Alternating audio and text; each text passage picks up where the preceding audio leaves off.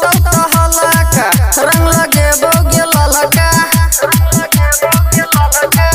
अब की होली में होता हलाका रंग लगे बोगे ललका। अब की होली में होता हलाका रंग लगे बोगे ललका। पीछा लगे होली में रंग नेरिया चोली में गाँव में मचा लेता हलाका।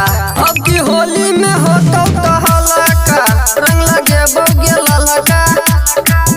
अब की होली में होता हलाका रंग लगे बोगे ललका।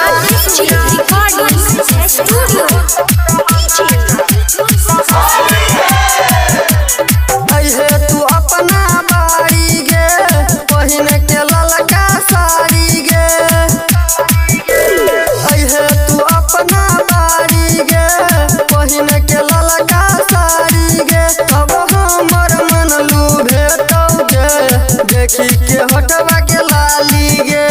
चढ़ल जवानी अब करबो मन मानी तोरा ढूंढी के लगे बो रंग ललका।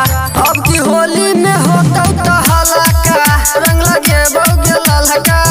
अब की होली में होता हलाका रंग लगे बोगे ललका।